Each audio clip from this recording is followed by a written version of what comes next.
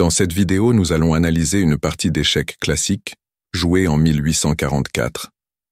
Cette partie oppose deux Alexander. Alexander Hoffmann contre Alexander Petrov. Ici, Hoffmann joue avec les pièces blanches, tandis que Petrov manie les pièces noires. La partie commence par le pion en E4, auquel les noirs répondent par le pion en E5. Le cavalier blanc se développe en F3, suivi par le cavalier noir qui saute en C6. Ensuite, le fou blanc se place en C4, ce qui indique que Hoffmann a choisi l'ouverture italienne. Petrov répond à cette ouverture par la variante du giuoco piano, en jouant le fou en C5. Cette variante était très populaire au XIXe siècle et reste encore assez fréquente aujourd'hui. Au quatrième coup, les blancs avancent le pion en C3, qui constitue la ligne principale du giuoco piano. L'objectif de ce coup est de préparer l'avancée du pion en D4. Les noirs répliquent avec le cavalier en F6. Ensuite, le pion D4 est joué par les blancs, menaçant le fou noir. Les noirs répondent en capturant le pion. Le blanc ne mange pas le pion, mais le pion E5 attaque le cavalier. Dans cette position, la meilleure réponse des noirs est de contrer avec le pion D5. Par exemple, si ce pion est capturé en passant, les noirs peuvent riposter en utilisant la reine, tout en renforçant le pion en D4. Ou bien si le pion capture le cavalier, les noirs peuvent capturer le fou avec leur pion. Ensuite, si les blancs prennent le pion en G7, les noirs peuvent placer leur tour en G8. Cette position est favorable aux noirs car leur tour devient plus active, mettant ainsi une pression sur l'aile du roi blanc. Cependant, la variante avec le pion D5 n'a pas été jouée par Alexander Petrov. Il choisit un coup assez complexe avec le cavalier qui saute en E4, un mouvement qui piège le cavalier noir sans case sûre pour continuer. Se rendant compte de cela, les blancs attaquent le cavalier avec le fou clair en E5. On peut voir que le cavalier noir ne peut pas reculer et qu'il est presque certain de disparaître. Un coup comme le pion F5, qui a pour but de soutenir le cavalier, ne ferait qu'aggraver la position des noirs. Cela est dû au fait que les ailes du roi noir deviennent faibles, tandis que le blanc possède un éléphant très puissant qui contrôle la diagonale E6-G8. Ici, Petrov effectue un coup surprenant avec le cheval en prenant le pion en F2. Si le cheval n'est pas capturé, il est évident que la reine ou la tour blanche sera éliminée par le cheval. Par conséquent, le roi prend le cheval, puis la prise du pion par le pion donne un échec découvert par l'éléphant.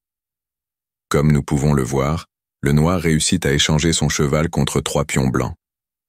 Ainsi, on peut dire que ce sacrifice n'a pas été vain, car le roi blanc ne peut plus effectuer le roc. Les deux meilleures options pour le blanc sont de déplacer le roi en F1 ou de le faire se déplacer en G3. Dans la partie originale, Alexander Hoffmann a choisi de déplacer son roi en G3. Vous vous demandez peut-être ce qui se serait passé si le roi avait reculé en F1. Il est fort probable que le noir aurait continué la partie en prenant le pion.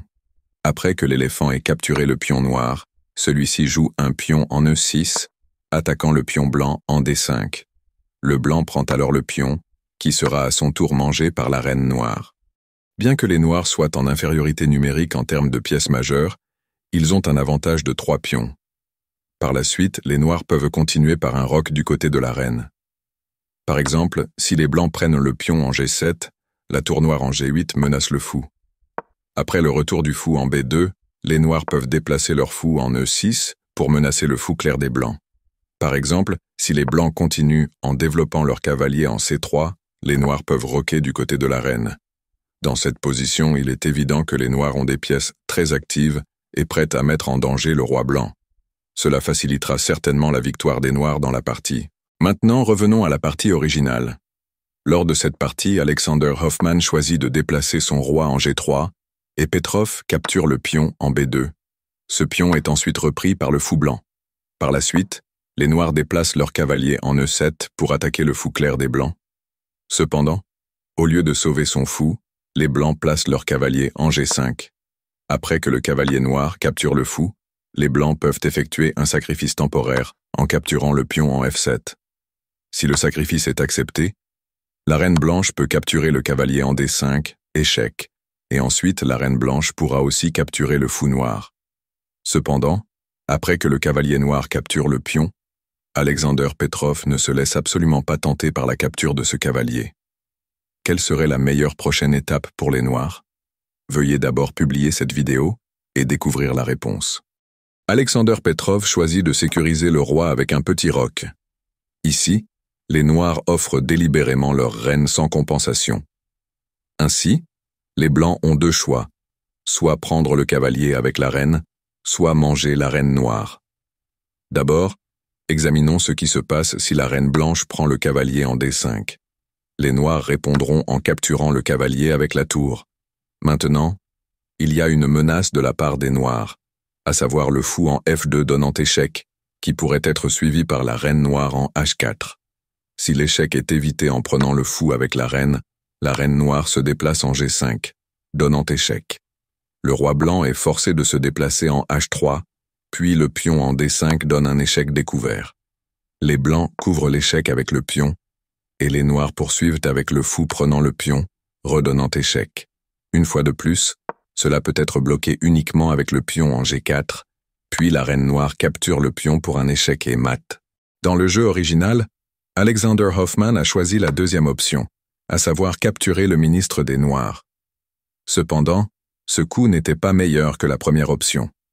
Petrov a répondu par une attaque avec le fou en F2, mettant le roi en échec. Ici, la meilleure réponse pour les Blancs était de déplacer le roi en H3, un coup joué par Hoffman. Ensuite, les Noirs ont avancé le pion en D6, ouvrant un échec grâce au fou en C8. Le pion blanc a bloqué l'échec, puis le cavalier noir a sauté en F4, mettant à nouveau le roi en échec. Le roi a été contraint de se déplacer en G4. Le cavalier noir a alors capturé le pion en D6, un coup crucial pour les Noirs. En effet, si les Noirs avaient joué de manière imprécise, par exemple en capturant trop rapidement le pion avec le fou, le cavalier blanc aurait pu capturer le fou noir.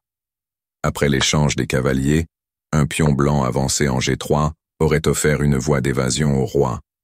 Cela aurait permis aux Blancs de prendre l'avantage. C'est pourquoi le coup du cavalier capturant le pion était crucial pour les Noirs. La menace suivante était de préparer une attaque avec un échec découvert au prochain coup. Ici, les Blancs auraient dû déplacer leur cavalier en F7 pour prolonger la partie. Cependant, sous pression, les Blancs ont de nouveau commis une erreur en utilisant leur cavalier pour capturer le cavalier noir. Bien sûr, cela a été immédiatement suivi par les Noirs avec un fou capturant le cavalier. Le roi blanc s'est alors déplacé en G5 et la tour noire est montée en F5, mettant le roi en échec. Le roi blanc a été contraint de se déplacer en G4, puis le pion en H5 a donné un nouvel échec. Cela a forcé le roi blanc à se déplacer en H3 et finalement, la tour en F3 a délivré un double échec, conduisant à un échec et mat. Eh bien, chers amateurs d'échecs, voilà une partie très intéressante entre Alexander Hoffman et Alexander Petrov. J'espère que cette partie vous a diverti et enrichi dans votre compréhension du jeu d'échecs. C'est tout pour aujourd'hui.